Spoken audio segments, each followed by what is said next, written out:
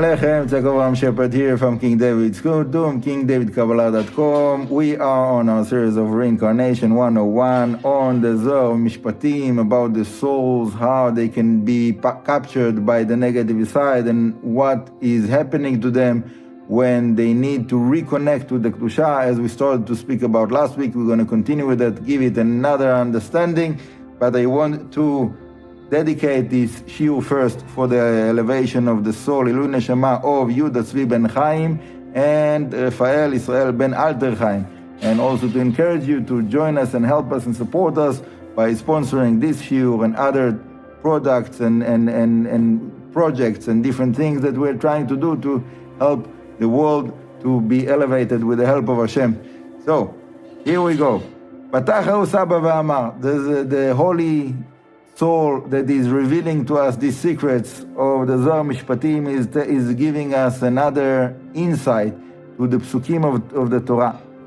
So we're starting with the pasuk Im ra'a b'nei Adonai asher lo ye'eda ve'efda le'am nochri. So let me first explain the simple understanding of the pasuk, and then we'll go into the secrets of the Zohar. We're talking about a case in the simple manner, the simple understanding. Talking about the case of someone that was very, very poor. He could not sustain his family, his children. He had to take out someone from the family. So he's giving his daughter to be a servant in someone's rich house, on a rich man's house, with the hope that not only that they will give her food and shelter and take care of her, but maybe that will be a starting point for her to start new life, maybe to get married with one of the children of the rich family, whatever it is. And okay, that's the background story. And then there's a possibility that the master of this house, the rich man, he doesn't like this servant, he doesn't like this girl, and he wants to redeem her. What does it mean to redeem her? To get rid of her, to sell her, okay, to a non-Jewish house as a servant. Okay, that's the case that the Torah is talking about over there. Obviously, like every parasha of the Torah can be explained deeper and with more details, but for now, says, Hi parashat al raza da Itmar ki imkor ish et bito la'ama lo tetzeh ketzet ha'avadim. Okay, when there is something like that is taking place, the girl is not leaving the house like a slave. It's not the same. She's not a slave. She was as if sold, but not as a slave, but as a way to give her another opportunity, as we said.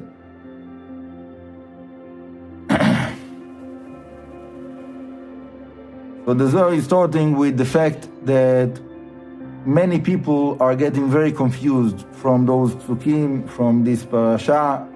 What's going on over there? Why the Torah is telling us these possibilities, terrible ways, terrible possibilities that might happen to people. And one of the things that the Zohar here is touching is about the relationship between Am Israel and the nations, the rest of the nations.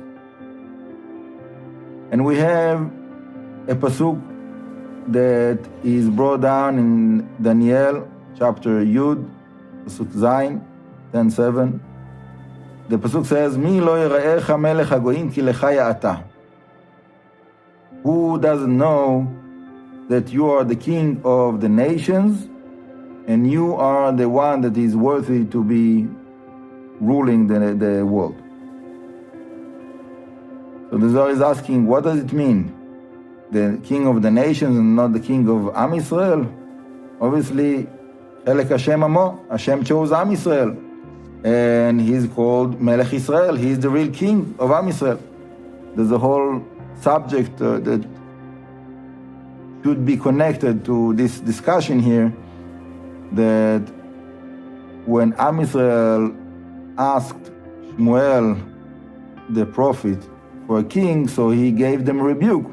What do you mean? Hashem is your king. Why do you need another? Why do you need a flesh and blood king? Why do you mean? Why you need a human king? Hashem is your king.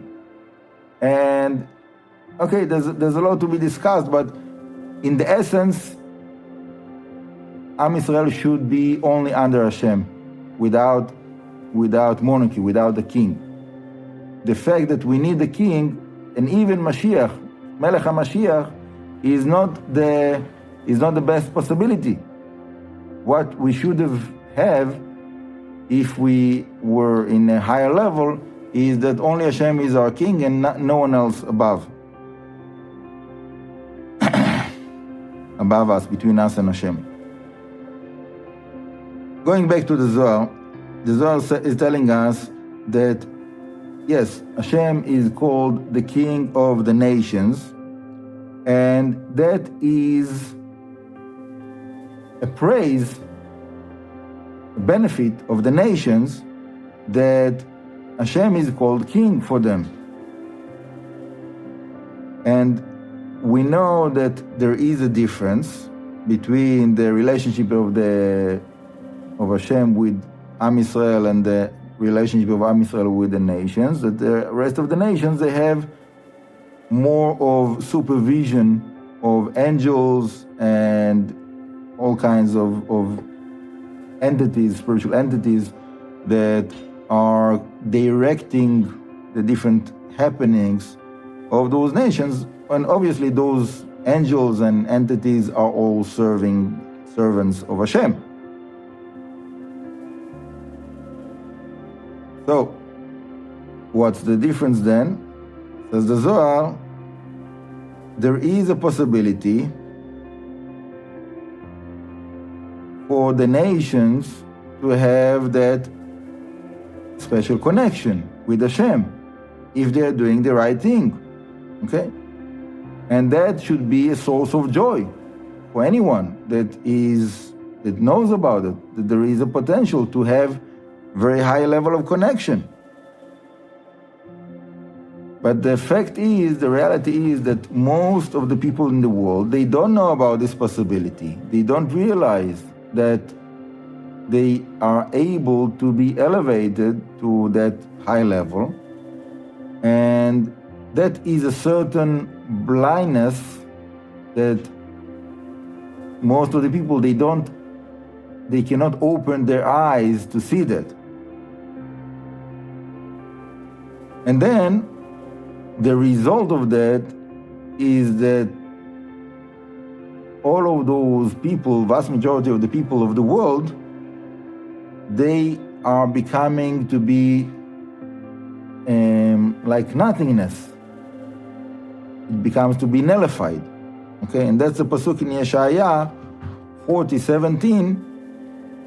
כל הגויים מאין כנגדו, מאפס תור נחשבו לו. That all of the nations that they have all kinds of ideas as if they can fight against Hashem, like we saw in the Tower of Babylon, for example, and all kinds of different cases through the history. And unfortunately also in our days, there is people that they think that they can fight against Hashem and fight against Am Israel, and it's like craziness, and that they are becoming to be nullified. Like we see all of those nations through the history, like the Egyptians, like the Roman Empire, like the Spanish like empire, that with all of the acquisitions and so on, nothing was left from them. They got nullified. They lost their power because they went against Hashem. They went against the Jewish people. So the Zohar continues, and he's telling us that all of that is about the channels of abundance that comes to this world. And here we get to the very important subject matter of the holy names of Hashem. That we know that all of the Torah is holy names of Hashem. And every name have a certain quality. Every name of Hashem every combination of letters, it directs the light, the abundance, the energy to a certain direction, to a certain purpose, to serve a certain mission in the creation. And from all of those names, there is the special name, Shem Hashem, as we call it, which is the Yud Kei Vav Kei. And it is the portion of Am Yisrael, Ki Chelek Hashem Amo. That's what it says in Dvarim 32:9, Chelek Hashem Amo, V'atem advekim b'Hashem. So the connection of Am Yisrael to Hashem is through the name of Yud Kei Vav Kei that is very, very special. And obviously there is many other names that we are using in the Kabbalistic meditations, but the one name that controls all of the rest of the names is that name that we are using for the vast majority of the meditations, every bracha, every time we are praying, we are using this name specifically. And I think that we'll hold it here for this week. I thought that we'll get to another point that is later on, but we'll keep it for next week with the help of Hashem. We hold it here.